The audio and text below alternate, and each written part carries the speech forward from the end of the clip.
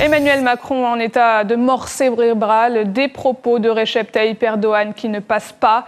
La tension est montée d'un cran entre Paris et Ankara, quelques jours seulement du sommet à l'occasion des 70 ans de l'OTAN. L'ambassadeur de Turquie en France a été convoqué au Quai d'Orsay hier soir pour s'expliquer sur les déclarations du président turc.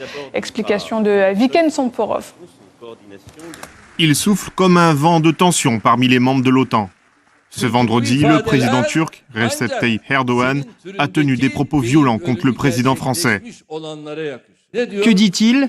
Que l'OTAN est en état de mort cérébrale. Monsieur Macron, je te le dis depuis la Turquie et je te le redirai à l'OTAN, fais d'abord examiner ta propre mort cérébrale. Ces déclarations ne conviennent qu'à ceux dans ton genre qui sont en état de mort cérébrale.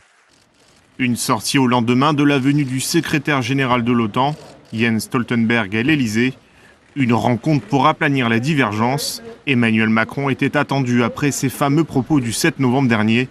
Faisant fi des critiques, le président français persiste et signe, assumant ses déclarations. Emmanuel Macron très critique envers l'intervention turque dans le nord-est de la Syrie. Je respecte les intérêts de sécurité de notre allié turc, qui a eu à subir de très nombreuses attaques terroristes sur son sol.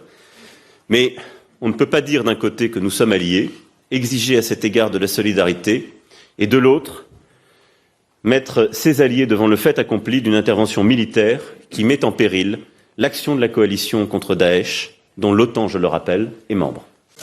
Déclaration très mal reçue par le ministre turc des Affaires étrangères, qui a accusé jeudi le président français d'avoir voulu créer un État terroriste en soutenant les forces kurdes. Il est déjà le parrain d'une organisation terroriste qu'il reçoit constamment à l'Elysée. S'il dit que son allié est l'organisation terroriste, il n'y a vraiment rien à ajouter. Après les déclarations du président turc de ce vendredi, l'Elysée a réagi dans un communiqué. Soyons clairs, ce n'est pas une déclaration, ce sont des insultes.